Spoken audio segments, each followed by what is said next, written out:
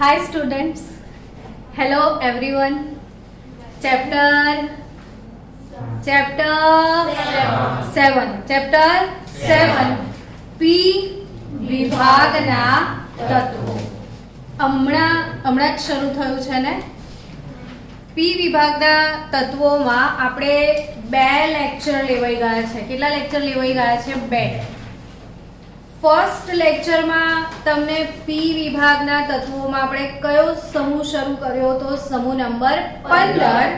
એની મેં તમને સામાન્ય ઇન્ફોર્મેશન આપી હતી, ઇલેક્ટ્રોન રચના શીખવાડી હતી, અને એના પછીના લેક્ચરમાં શું શીખ્યા યાદ કરીને બોલો. ગઈકાલનો લેક્ચર પ્રાપ્તિ સ્થાન યાદ રહી ગયું બધાને? નાઇટ્રોજન હવામાં 78% અને જમીનમાંથી કઈ કઈ ખનિજો સ્વરૂપે મળે છે? નાઇટ્રોજન, સોડિયમ નાઇટ્રેટ અને potassium nitrate, chilli salt Peter અને ઇન્ડિયન સોલ્ટ પીટર સુરોખાર. એ જ રીતે ફોસ્ફરસ કેલ્શિયમ ફોસ્ફેટ સ્વરૂપે મળે છે. હાડકા અને દાંતમાં કેટલા ટકા હોય છે? 60% હોય છે. અને દૂધ અને ઈંડામાં કયું પ્રોટીન હાજર છે? ફોસ્ફોપ્રોટીન. તો ઓવરઓલ પ્રાપ્તિ સ્થાન આ ટોપિક પણ આપણે બતાવી દીધો. તો આજે તમે કયો ટોપિક શીખવા જઈ રહ્યા છો ટેક્સ્ટબુકમાંથી? એ ટોપિક તમને કહી દઉં. ટેક્સ્ટબુકનો ટોપિક છે 7.1.4, 7.1.5 ને 7.1.6. પહેલા 3 ટોપિક આજે આપણે કવર કરવાના છે. 7.1.4 છે આપણો આયનીકરણ એન્થાલ્પી, ડેલ્ટા IH. કયો ટોપિક છે? આપણે આ બધા ચેપ્ટર પી બ્લોક, એસ બ્લોક, ડીએન, એ બ્લોક વારંવાર આવી રહ્યા છે એવું લાગે છે ને તમને? જ્યારે આ ચેપ્ટર ભણીએ ત્યારે 11th ના કયા ચેપ્ટરનું રિવિઝન થતું હોય એવું લાગ્યા કરે છે? ચેપ્ટર 3. અને 11th માં જો થર્ડ ચેપ્ટર બહુ જ સરસ રીતે ના ભણ્યું હોય તો શું તકલીફ પડે? કેટલા બધા બ્લોક કેમિસ્ટ્રીમાં કંઈ જ ના આવડે. એટલે મને કેવી આદત છે કે જ્યારે આપણે કોઈ ટોપિક શરૂ કરીએ તો એક વખત થોડું 11th નું રિવિઝન કરી લઈએ, તો અગર જેને નથી આવડતું ડેફિનેશન તો એ ડેફિનેશન આવડતી થઈ જાય. તો આ શું લખ્યું છે મેં? આયનીકરણ એન્થાલ્પી. તમારા અહીં જેટલા પણ સ્ટુડન્ટ મારી સામે બેસ્યા છે ને, બધામાંથી જેને પણ આની વ્યાખ્યા આવડતી હોય એ પહેલા બોલો. એકમાં રહેલા મુક્ત ઇલેક્ટ્રોન પરમાણુમાંથી એક ઇલેક્ટ્રોન મુક્ત કરવા માટે આપવી પડતી જરૂરી ઊર્જાને આયનીકરણ એન્થાલ્પી કહેવાય. ફરીથી બોલો એક વખત કે 1 મોલ વાયુરૂપ તટસ્થ પરમાણુમાંથી ઇલેક્ટ્રોનને દૂર કરવા માટે આપવી પડતી ઊર્જાને શું કહેવાય? હવે તમને કોમન થોડુંક સમજાવી દઉં કે કોઈ પણ માની લો ધાતુ છે. ધાતુ માટે જનરલી આપણે મેટલ એટલે એમ લખતા હોઈએ. હવે એ એમ કયા સ્વરૂપે લેવાની છે? ગેસ સ્વરૂપે. એમ ગેસમાંથી એક ઇલેક્ટ્રોન શું કરવાનો છે? દૂર કરવાનો છે. ને ઇલેક્ટ્રોન દૂર થાય તો એમાંથી બને કયો આયન? ધન આયન. સમજાઈ રહ્યું છે? શું કીધું મેં? 1 મોલ વાયુ તટસ્થ પરમાણુમાંથી 1 મોલ ઇલેક્ટ્રોન ગુમાવીને 1 મોલ ધન આયન બનાવવા માટે આપવી પડતી ઊર્જા. સમજીને બોલજો. આપવી પડતી ઊર્જા. અંદરથી સમજો. શું કરવું પડશે? આપવી પડતી ઊર્જા. ઊર્જા તમારે આપવી પડશે. અને આ પ્રક્રિયાને આયોનાઇઝેશન કહીએ આપણે. એટલે અહીંયા શું લખવાનું? નાનકડો આયન. હવે સમજો હો વાતને ધ્યાનથી કે આયનીકરણ એન્થાલ્પી એટલે માની લો કે આ કોઈ મેટલનો પરમાણુ છે,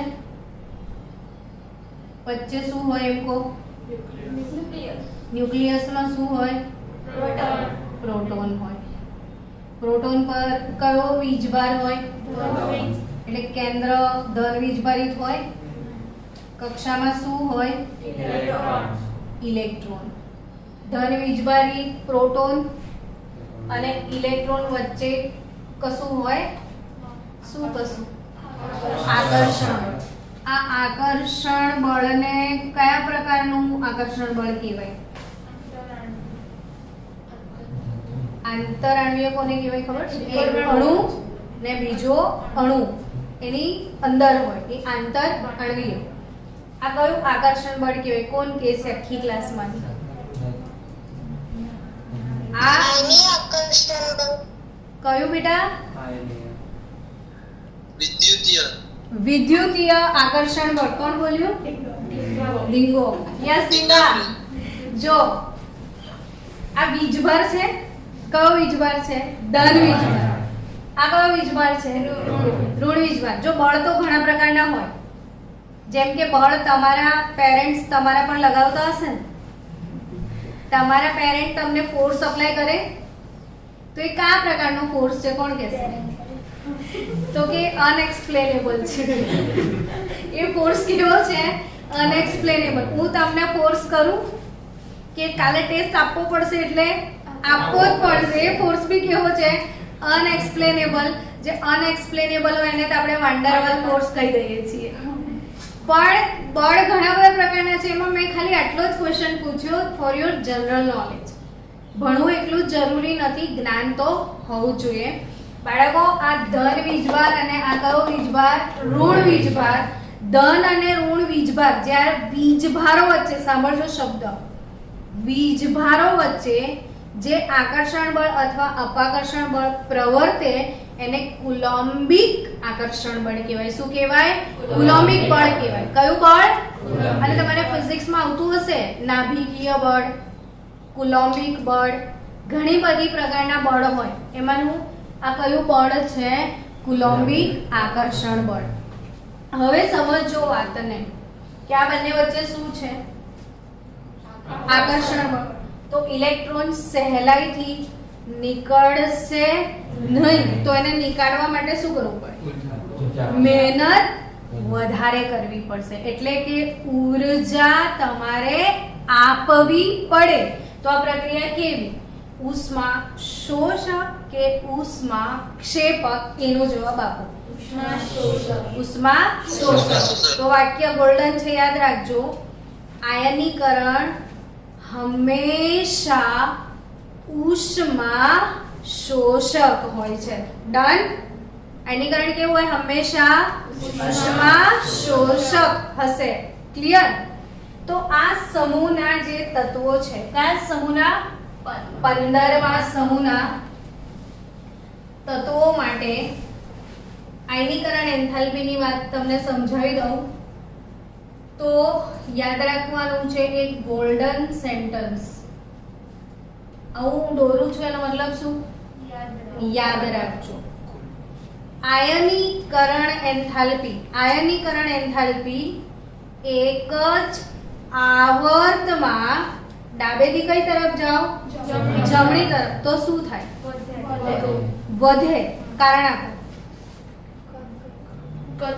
તો કે આપણે આવર્ત દોરતા હોઈએ ને ત્યારે હંમેશા આવો સીન આંખો સામે આવે. Yes or not? કે એક જ આવર્તમાં ડાબેથી જમણી તરફ જઈએ, આવર્ત કોષ્ટકમાં તમે આમ આવશો તો કદમાં શું થાય? ઘટાડો થાય. હવે આકર્ષણ આમાં વધારે કે આમાં વધારે? આમાં આકર્ષણ વધારે કે આમાં આકર્ષણ વધારે? છેલ્લામાં. મનથી સમજાઈ રહ્યું છે ને? એટલે મનથી સમજવાનું કે ક્યાંય પણ ભૂલી ના જવાય. પણ જો રટ્ટા માર તો પછી યાદ જ નહીં આવે. એ મનથી દિલથી વાતોમાં સમજાય એવું છે. આ વાતો કરતા ભણાય. કેમેસ્ટ્રી તો ગાંડો માણસ કહેવાય કે જે ઘરે જઈને ચોપડામાંથી ગોખે. બેઠા આવડે એવો સબ્જેક્ટ છે આ. તો અહીં લિટરલી જોઈને ખબર પડે કે આ મોટું છે ને આ છોટું છે. છોટું હેઝ બહુ વધારે આકર્ષણ एंड मोटू हैज ओछू आकर्षण. कौन किसको एनर्जी ज्यादा देना पड़ेगा और किसको कम देना पड़ेगा वो बताओ. નાના વાળાને વધારે ને મોટા વાળાને ઓછી. આ વહેલું તૂટી જશે, આ મોડું તૂટશે. તો એક જ અવતમાં ડાબેથી જમણી તરફ જાઓ તો શું થાય? હવે તમને એમ થશે મેમ આમાં શું ગોલ્ડન સેન્ટેન્સ તમે કીધું? કહું છું. આપણે બીજો આવર્ત યાદ કરીએ. લી બે બ ક ન ફ ને ના આવે. ઊંધા વાયુને આપણે આમાંથી નીકાળી દીધા છે બહાર. હવે તમે શું ટ્રેન્ડ આપશો મને બોલવાનો?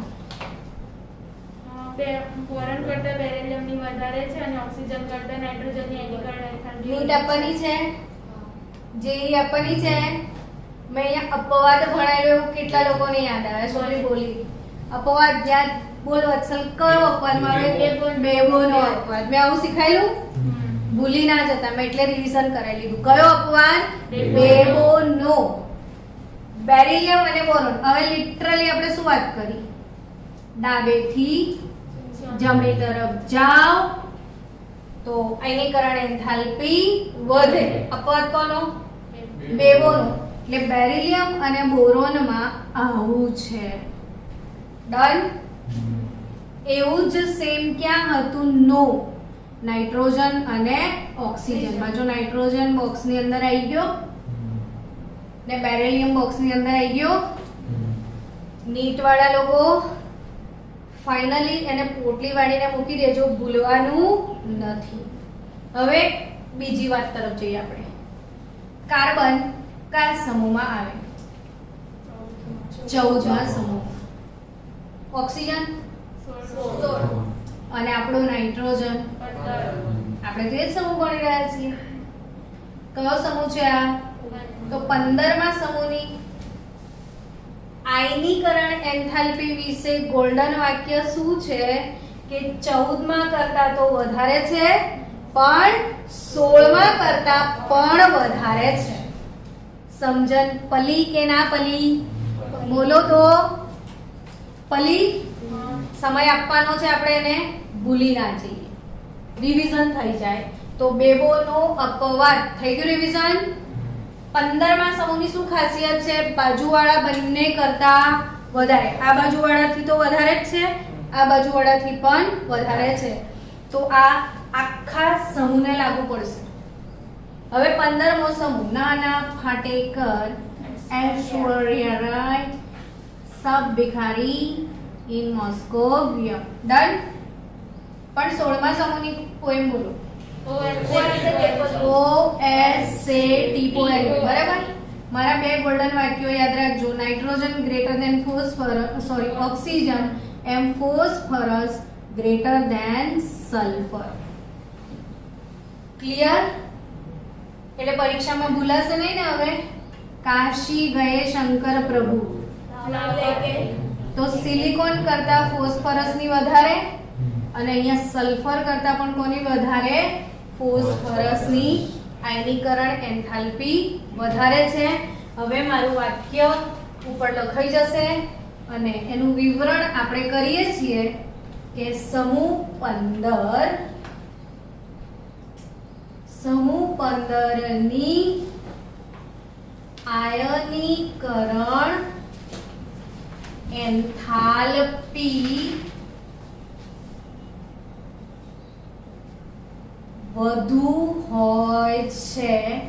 જો તમારામાંથી કોઈકને એનું કારણ ખબર હોય તો બોલો, નહીં તો પછી મારો વારો તો છે જ. Very good. આન્સર આવી ગયો. એક બાળક બી જવાબ આપે ને ક્લાસમાં તો પેલો સંતોષ આવી જાય કે ના કોકને તો યાદ રાખ્યું. કોઈ કે તો યાદ કરો. કયો સમૂહ ભણી રહ્યા છો? 15મો સમૂહ. 15મા સમૂહની સામાન્ય ઇલેક્ટ્રોન રચના આપો. સ્માર્ટ બનતા જાઓ છો તમે લોકો. ઉમદા વાયુ NS2 NP3. ઉમદા વાયુ NS2 NP3. છેલ્લી કક્ષામાં કેટલા ઇલેક્ટ્રોન છે? 5. કેટલા? 5 ઇલેક્ટ્રોન છે. હવે આની ઇલેક્ટ્રોન રચના લખીએ. NS2 NP. P માં કેટલા છે? 3. આવું જોઈને શું યાદ આવે? અર્ધ પૂર્ણ ને જેના અર્ધ પૂર્ણ ભરાયેલી હોય, પૂર્ણ તો થઈ, અડધી તો અડધી પણ, તો એ ઇલેક્ટ્રોન રચના સ્થાયી હોય એટલે એને સ્પેશિયલ સ્થાયીત્વ મળે છે. ને જે લોકો સ્થાયી હોય એ અસ્થાયી થવા માંગતા નથી. એટલે નાઇટ્રોજન માટે પહેલો સભ્ય નાઇટ્રોજન છે.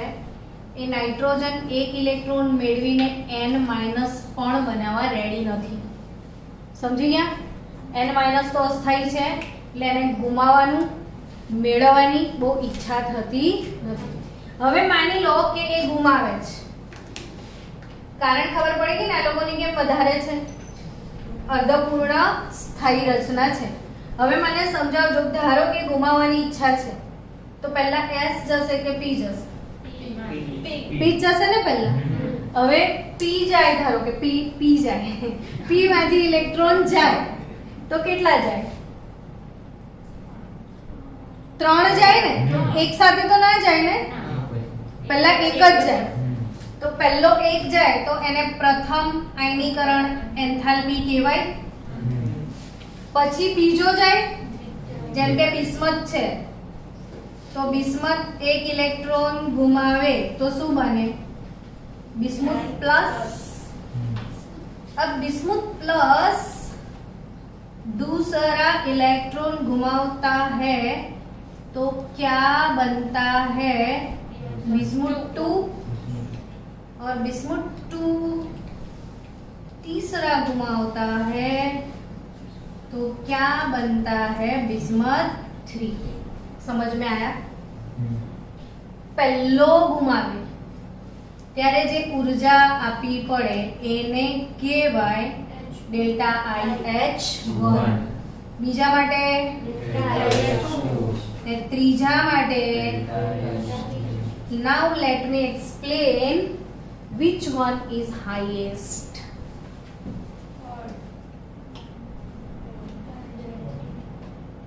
પહેલી વધારે હશે કે બીજી વાર વધારે આપવી પડતી હશે કે ત્રીજી વાર આપવી પડે?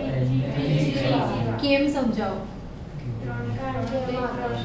જો આ બિસ્મથ અંકલ છે, ના સોરી બિસ્મથ બેબી છે ના, બરાબર.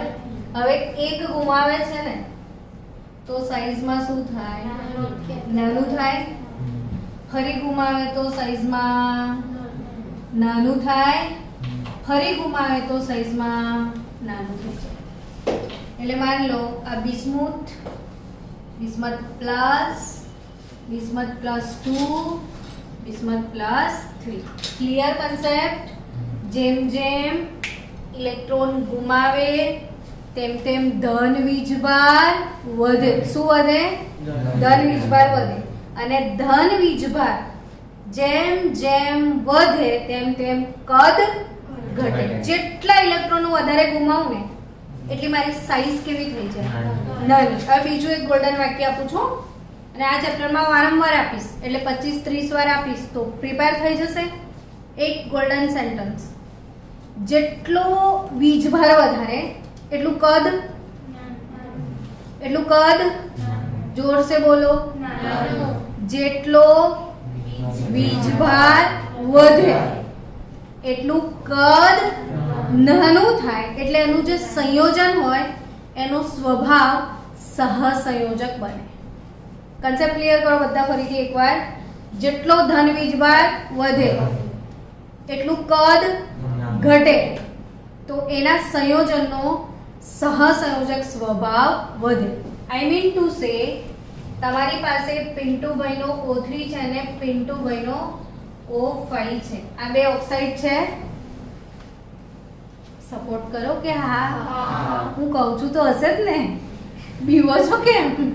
આ બે ઓક્સાઇડ છે.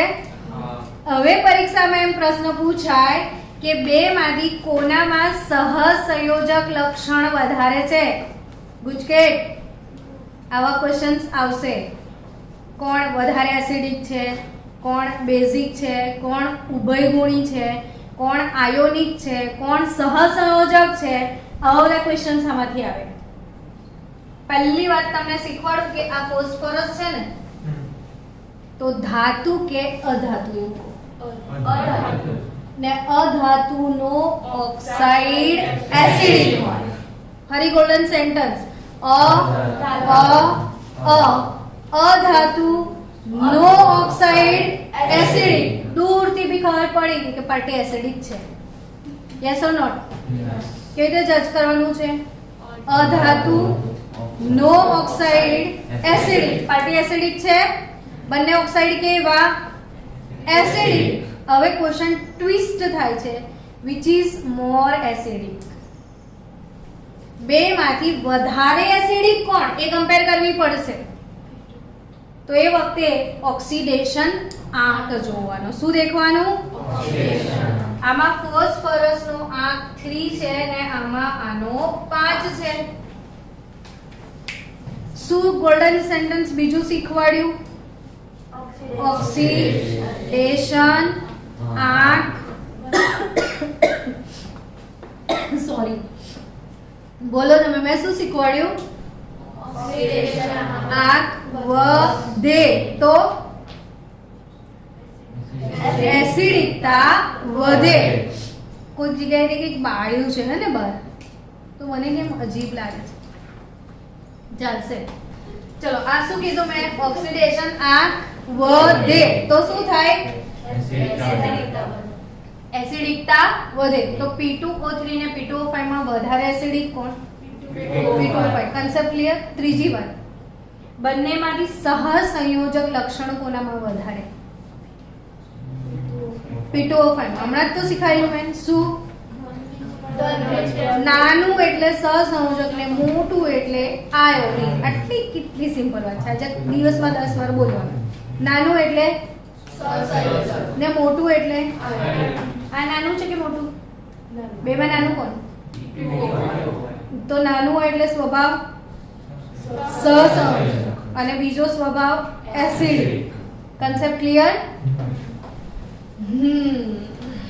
તો હવે આ અહીંયા સમજી ગયા. પહેલા કરતા બીજી વધારે ને બીજા કરતા ત્રીજી વધારે ને 15મા સમૂહની 14 માંથી પણ વધારે અને 16 માંથી પણ વધારે. કેમ?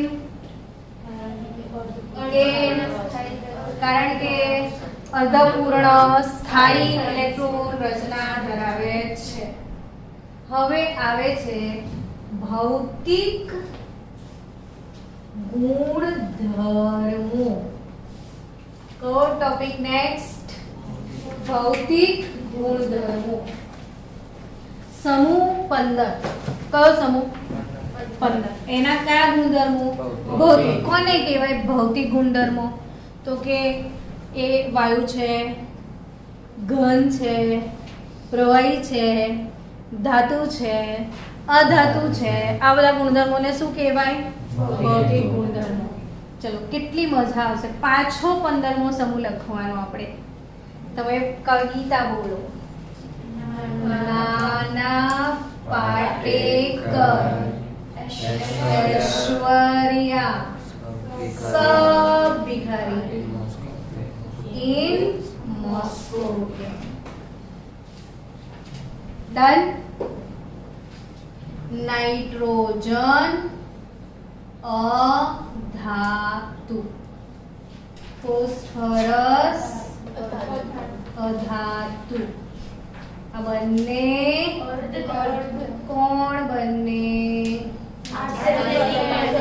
અને બિસ્મથ ધાતુ ને આ તો નથી જીવતું. ચલો થઈ ગયું. હવે સમજો વાતને. ઉપરથી નીચે તરફ આવો છો કોઈ પણ સમૂહમાં તો શું થાય છે? કદ વધે છે. તો ઉપરથી નીચે તરફ આવો છો તો પરમાણવીય કદ વધે તો સાથે સાથે આયનીકરણ એન્થાલ્પી વિશે શું કહેવું છે? ઘટે. ડન. હવે પાછું સમજજો કે આને ઇલેક્ટ્રોન ગુમાવવાની ઉતાવળ હશે કે આને હશે? છેલ્લાને હોય. જે ઇલેક્ટ્રોન ગુમાવે એને વિદ્યુત ધનમય કહેવાય. સમજ્યા? શું શીખવાડ્યું મેં? કે જે ઇલેક્ટ્રોન ગુમાવે એ વિદ્યુત ધનમય. ક્લિયર? તો કોઈ પણ સમૂહમાં ઉપરથી નીચે તરફ આવો તો વિદ્યુત ધનમયતા બધાને દેખાતું નહીં હોય. વિદ્યુત ધનમયતા શું થાય? વધે. અને આ જ વિદ્યુત ધનમયતાનું બીજું નામ છે વિદ્યુત ધનમયતા વધે. ને વિદ્યુત ધનમયતાનું બીજું નામ છે ધાત્વીય લક્ષણ. વિદ્યુત ધનમયતાનું બીજું નામ શું છે? ધાત્વીય લક્ષણ. તો તમે સમૂહમાં ઉપરથી નીચે તરફ આવો છો તો વિદ્યુત ધનમયતા વધે છે. અર્થાત અને તો અહીંયા જ ખબર પડી ગયું. This is अधातु अधातु પછી अर्धी ना तो पूरी. तो समझ में तो आया कि ऊपर से नीचे तुम आया अधातु से क्या बन गया? धातु. दिल धातु धातु થઈ ગયું ને ઉપર अधातु अधातु भाई अधातु. ઘણી વાર ક્વેશ્ચન પૂછો નાઇટ્રોજન ધાતુ છે કે અધાતુ? એટલે આમ સ્ટુડન્ટ બહુ ડીપ થિંકિંગ કરે. અલ્યા પણ ધાતુના ભૌતિક ગુણધર્મો ધોરણ 10 માં નહીં ભણ્યા? ટીપો તો પતરા ને ખેંચો તો તાર, પડે તો રણકાર. વિદ્યુત અને ઉષ્માની શું વાહક? બોલો. અને નાઇટ્રોજન તો વાયુ છે. ટીપીને પતરું બનાવો, ખેંચીને તાર બનાવો, બનવાના છે. તો શું કહેવાય? નાઇટ્રોજનનો રણકાર આવતો તો આપણને અથડાતો એટલી વાર મ્યુઝિક વાગતું, પણ એવું તો કંઈ થતું નથી. તો આ અધાતુ છે એ નોર્મલી બી ખબર પડી જાય કે એના કોઈ ફિઝિકલ કેરેક્ટરિસ્ટિક જ નથી. હવે અધાતુ ને ઇલેક્ટ્રોન મેળવવાની ઈચ્છા હોય. અધાતુને કેવી ઈચ્છા હોય? ઇલેક્ટ્રોન તું આવી જા. ધાતુને કેવી ઈચ્છા હોય? ઇલેક્ટ્રોન તું જા. તો ધાતુ શું કહેશે? નીકળ. ને અધાતુ શું કહે છે? આવી જા. તો અધાતુ વિદ્યુત ઋણીય હોય. અધાતુ એટલે વિદ્યુત ઋણતા. હવે અહીંયા આપણો આ ટોપિક છે 7.1.6 વિદ્યુત ઋણતા. તમને એમ કે કોઈ કે વિદ્યુત ઋણતાના બારામાં હવે બોલો બે શબ્દો, તો તમે શું કહેશો? સમૂહમાં ઉપરથી નીચે તરફ જતા વિદ્યુત ઋણતામાં ઘટાડો થાય. સમજણ પડી ગઈ? કેમ કે વિદ્યુત ધનમયતા વધે તો ધનમયતા વધે તો ઋણમયતા ઘટે. તો ઉપરથી નીચે તરફ આવો આવો હું કઈ ના પાડું છું. વિદ્યુત ઋણતા ઘટે. મોટા લોકો થોડી ઋણ હોય. મોટા લોકો કેવા હોય? ધન હોય. ને નાના લોકો ઋણ હોય. ચલો નેક્સ્ટ ટોપિક, સુંદર ટોપિક, રાસાયણિક ગુણધર્મો. Topic number 7.1.7.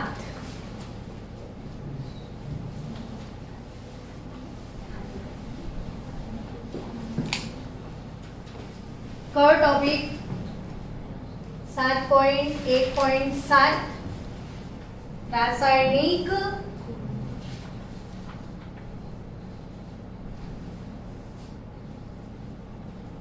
ને રાસાયણિક ગુણધર્મો આવે ને એટલે તરત વિચાર આવે ઇલેક્ટ્રોન રચનાનો, અને ઇલેક્ટ્રોન રચના યાદ આવે તો તરત વિચાર આવે ઓક્સિડેશન અવસ્થાનો.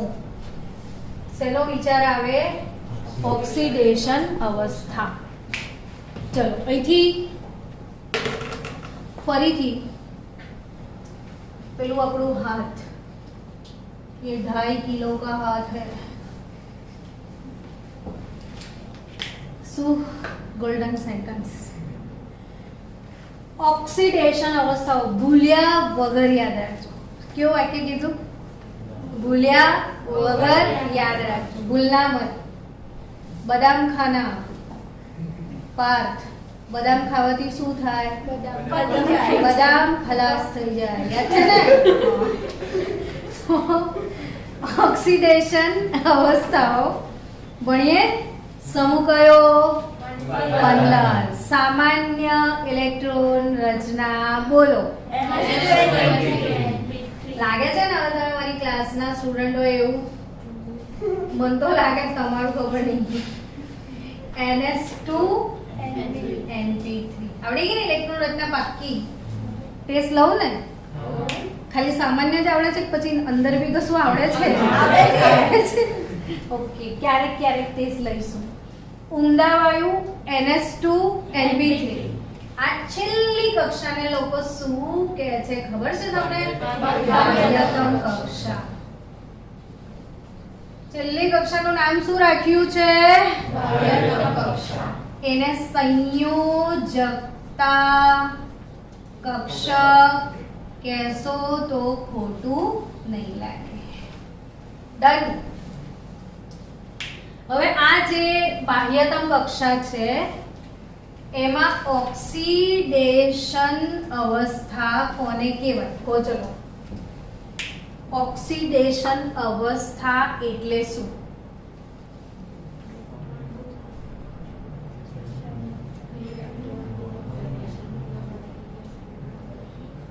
મનન તું પૂરું મનન કર, આન્સર આપ. ઇલેક્ટ્રોન ગુમાવે અથવા મેળવે, અથવા ગુમાવે અથવા મેળવે સિવાય બીજું કઈ હોય એવું પૂછ્યું? ભાગીદારી, પાર્ટનરશિપ કરે છે. ઇલેક્ટ્રોન ગુમાવે અથવા ઇલેક્ટ્રોન મેળવે અથવા ઇલેક્ટ્રોનની ભાગીદારી કરીને જે વીજભાર પ્રાપ્ત કરે છે. બોલો ફરીથી. ઇલેક્ટ્રોન ગુમાવીને અથવા મેળવીને અથવા ભાગીદારી કરીને જે વીજભાર પ્રાપ્ત કરે એને ઓક્સિડેશન અવસ્થા કહેવાય. ટૂંકમાં બંધ બનાવવાનો છે આપણે બીજા જોડે. શું બનાવવાનો છે? બંધ. ને આપણે બીજા જોડે બંધ બનાવવો હોય તો આપણે આપણા ઇલેક્ટ્રોનનો ભોગ આપવો પડે. શું વાપરવું પડે બંધ બનાવવા માટે? ઇલેક્ટ્રોન. શું લાગે છે પાર્ટી જોડે કેટલા ઇલેક્ટ્રોન છે વાપરવા માટે? કેટલા રૂપિયા છે? છેલ્લી કક્ષામાં 5 રૂપિયા છે, હે ને? 5 રૂપિયામાં એક 3ની નોટ ને એક 2ની નોટ છે. આખા 5 રૂપિયા નથી. સમજણ પડી કે નહીં? કઈ 2 નોટો છે? 3ની ને 2ની. આ આપણે જોઈ નથી, આ તો કદાચ જોઈ છે અમે, તમે નહીં જોઈ હોય. 2ની નોટ પહેલા આવતી હતી, જોઈ છે? તો ટૂંકમાં S પ્રકારના 2 ને P પ્રકારના 3, કુલ મળીને કેટલા? 5. તો યાદ રહેશે ને? સમૂહ 15 નો મહત્તમ ઓક્સિડેશન આંક +5 છે. હશ, તમને ખબર પડી ગઈ? ખબર પડી ને? પણ હા, શું ખબર પડી? કે સમૂહ 15 નો ઓક્સિડેશન આંક +5 છે. બી મહત્તમ. ડન. પણ આ સ્થાયી છે કે અસ્થાયી? પાક્કું? પાક્કું? સ્થાયી છે કે અસ્થાયી? તો કે એ જ શીખવાડું છું. હવે બીજું વાક્ય લખું છું, બોલતી નથી, તમે વાંચજો પછી બોલજો. સમૂહમાં ઉપરથી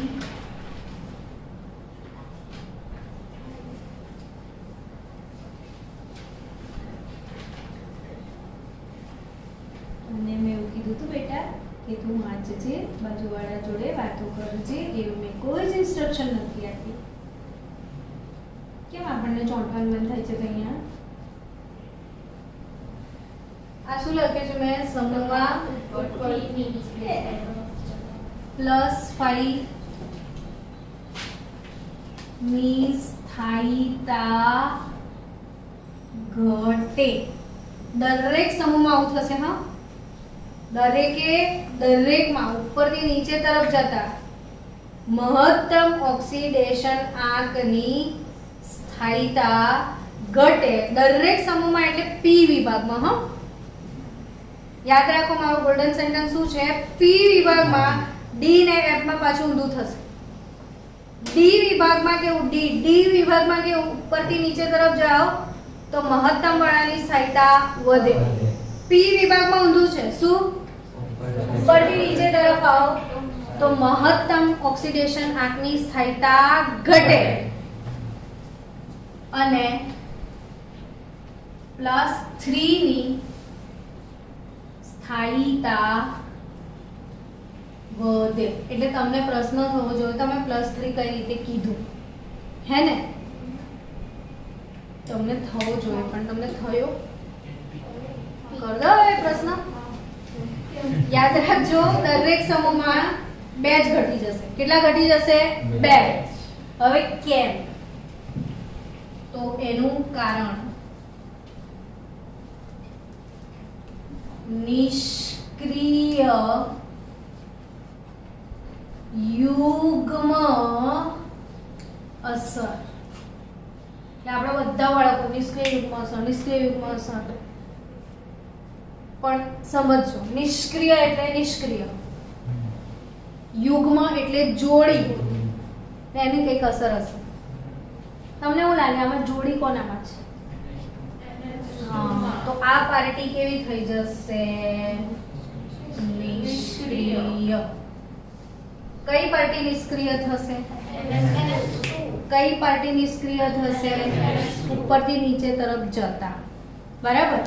હવે બિલકુલ મગજને ટોટલી યુઝ કરજો. હો, હું કઈ પણ બોલું તમારે સાંભળીને વિચારવાનું મનમાં કે મેમ શું બોલે છે. ફૂલ્લી વિચારવું પડશે, નહીં તો કાલ પાછા ભૂલી જશો. નિષ્ક્રિય યુગ્મ અસર ભણ્યા વગર ચાલે જ નહીં. 12મા ધોરણમાં ખબર હોવી જોઈએ. આપણે સમૂહ 15 લખીએ. પહેલા તો નાના પાટેકર, ઐશ્વર્યા, ભિખારી. ડન. 7 નંબર છે ને આમાં, ને આના કેન્દ્રમાં ખાલી 8 નો જ ડિફરન્સ છે. 15 થઈ ગયા. આના કેન્દ્ર વચ્ચે 18 યુનિટ નો ડિફરન્સ થશે. ધનબાર ખાલી 8 વધ્યો. આમાં કેટલો વધી ગયો? આમાં બી 18 વધશે, પણ આમાં તો 32 વધી જાય. કેટલો થશે? 82 થયું. ચલો સમજો. હવે ઇલેક્ટ્રોન રચનામાં બી એક વસ્તુની ખાસિયત છે. જોજો, તમને એ કહેતા હતા કે અમે ભૂલી ગયા છીએ ઇલેક્ટ્રોન રચના. યાદ કરાવો. ચલો, શું હતી?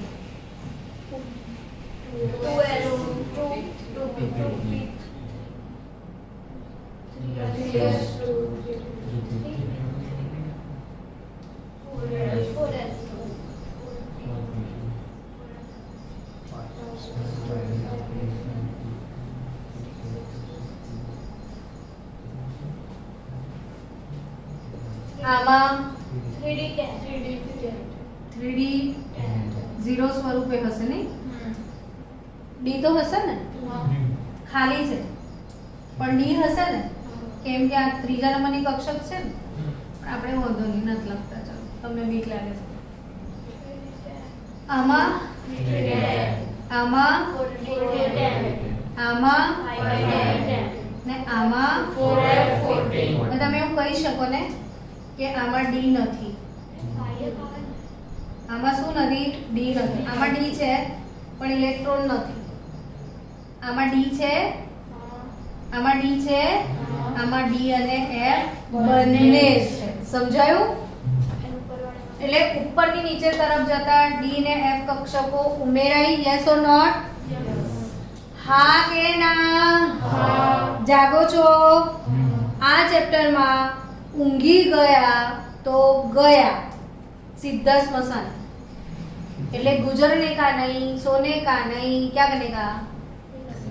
જાગને કા. મેં વિચારવા કીધેલું. વિચાર્યું તમે? શું વિચાર્યું? કે આમાં ડી નથી, આમાં ડી છે પણ ઇલેક્ટ્રોન નથી, આમાં અને આમાં ડી અને એફ બંને છે. હવે બીજી વાત વિચારીને કહેજો. એનું ઉપરવાળામાં બી બંને હોય ના, એ તો છેલ્લાથી ઉપર વાળો. ના ગો, ના ગો. ચલો થઈ ગયું? ધ્યાન આપજો. હવે આ કેન્દ્ર છે, આ છેલ્લી કક્ષાનો ઇલેક્ટ્રોન છે. દેખાય તમને બધા બંને જણ?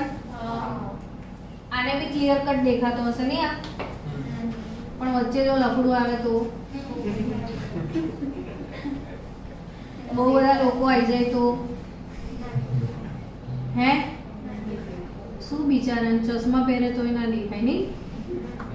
આ લોકો નડે ને. આ કેન્દ્ર જે આને આકર્ષણ લગાડી રહ્યો હતો ને એને અસરકારક ધન વીજભાર કહેવાય. Z effective. અસરકારક શું કહેવાય? ધન વીજભાર કહેવાય. હવે આ બંનેને જે અસર થતી હતી એમાં વચ્ચે લોકો આયા બહુ બધા, તો આ લોકોને આ ઇલેક્ટ્રોન વચ્ચે બહુ બધું અપાકર્ષણ હશે. એટલે આ વચ્ચેવાળા લોકો ને આ બંનેવાળા લોકોને લીધે હવે જે આકર્ષણ પહેલા હતું, અચ્છા આ જે આ ઇલેક્ટ્રોન અંદરની ભરાયેલી કક્ષકોના ઇલેક્ટ્રોન, મારું વાક્ય સાંભળો અને રિપીટ કરો. શું કીધું મેં? અંદરની ભરાયેલી કક્ષકના ઇલેક્ટ્રોન આને શું લગાડે? અપાકર્ષણ. ને આ અસરને કહેવાય સ્ક્રીનિંગ અસર. શું કહેવાય? સ્ક્રીનિંગ અસર. બરાબર. એટલે આપણને એવું લાગે છે કે નીચે તરફ આયા તો લોકો કેટલા બધા ગીચો ગીચ થઈ ગયું બધું. અહીંયા ગીચડમ ગીચડો છે. એટલે આના ને આના વચ્ચે આકર્ષણ ઘટી જવું જોઈએ, ઘટી જવું જોઈએ બીકોઝ ઓફ સ્ક્રીનિંગ અસર. ડન? બીકોઝ ઓફ સ્ક્રીનિંગ અસર. પરંતુ આ દેખો 18 એકમના કેટલા? 51 થી 32 સીધો ટાવર પાવરફુલ થઈ ગયો. જબરજસ્ત ધન વીજભાર છે આપણી જોડે. અને અહીંયા જે સ્ક્રીનિંગ છે એ ડી અને એફ નું સ્ક્રીનિંગ છે. સૌથી વધારે સ્ક્રીનિંગ લાગે તો એસ કક્ષક નું લાગે. સ્ક્રીનિંગ અસરનો ક્રમ નીટમાં પૂછે તો જવાબ આપજો S greater than P greater than D greater than F. Highest screening કોણ લગાડે? કેમ? તો ગોળદડા જેવી જ બધી બાજુથી કવર કરે. તો અહીંયા સ્ક્રીનિંગ તો છે પણ કઈ કક્ષકોનું છે? એટલે તમારે તમારી લેંગ્વેજમાં સ્ક્રીનિંગ નું ભજિયું પણ આવતું નથી. એટલે સ્ક્રીનિંગ અસર કેવી થઈ જાય છે? નબળી. અને આ નબળું થઈ જાય છે એટલે આને અર્જુનને માછલીની આંખ દેખાય છે સીધી. ખ્યાલ આવ્યો? એટલે આ નબળી છે સ્ક્રીનિંગ અસર. ઉપરથી કેન્દ્રનો ધન વીજભાર વધી રહ્યો છે અને પરિણામે આ બંને વચ્ચે આકર્ષણ ઘટવાના બદલે શું થાય છે? વધી જાય છે. તો ઉપરથી નીચે તરફ આવો તો આકર્ષણ વધે અને કેન્દ્ર માટે આકર્ષણ હોય તો શું કરવા? બીજાના ઘરે જવાનું. સમજ પડી? તો અહીંયા ઘરમાં જ સારું છે. હું શું કહેવા માંગુ છું? સમજ પડે છે કે આને ફૂલ આકર્ષણ છે એટલે આ નિષ્ક્રિય બની જાય. કેવું બની જાય છે? નિષ્ક્રિય. કોણ? S. ડન. અંદરની સાઈડ છે ને, કોણ નિષ્ક્રિય બનશે? S. કેમ કે એને સારું એવું આકર્ષણ ફીલ થાય છે એટલે એ બંધ બનાવવામાં ભાગ લેતી નથી. એટલે ઉપરથી નીચે ખાલી P ના જશે, S ના ઇલેક્ટ્રોન જતા નથી. કેટલા લોકોને ક્લિક થઈ ગયું? ખરેખર સમજણ પડી કે ફરી સમજાવું? જો સમૂહમાં ઉપરથી નીચે તરફ આવો તો +5 ઓક્સિડેશન અવસ્થાની સ્થાયીતામાં ઘટાડો થાય. 3 + 3 ની સ્થાયીતામાં વધારો. કારણ નિષ્ક્રિય યુગ્મ અસર. નિષ્ક્રિય યુગ્મ કયું? NS2. કયું નિષ્ક્રિય યુગ્મ? S વાળું. કેમ નિષ્ક્રિય બન્યું? તો કે કેન્દ્રએ એને મજબૂતાઈથી પકડી લીધું. કેમ પકડ્યું? તો સ્ક્રીનિંગ અસર નબળી થઈ અને કેન્દ્રનો ધન વીજભાર વધી ગયો ને આવું આ જ સમૂહમાં નહીં બધામાં છે. તો હવે 16મા સમૂહ માટે વાક્ય લખવું હોય તો તમે શું કહેશો? કે 16મા સમૂહનો મહત્તમ ઓક્સિડેશન આંક +6 છે. 16માનો મહત્તમ ઓક્સિડેશન આંક કયો છે? +6. ને સમૂહમાં ઉપરથી નીચે તરફ આવો તો +6 ની સ્થાયીતામાં ઘટાડો થાય અને +4 ની સ્થાયીતામાં વધારો થાય. કયા સમૂહ માટે આવું બોલાય? 16માં. તો 13મા માટે શું બોલાય? 13મા સમૂહનો મહત્તમ ઓક્સિડેશન આંક +3 છે. સમૂહમાં ઉપરથી નીચે તરફ આવો તો +3 ની સ્થાયીતામાં ઘટાડો થાય અને +1 ની સ્થાયીતામાં વધારો થાય છે. ડન. આવું બધા માટે બોલી લેશો? ઓકે. તો આ કઈ અસર તમે ભણ્યા? નિષ્ક્રિય યુગ્મ અસર.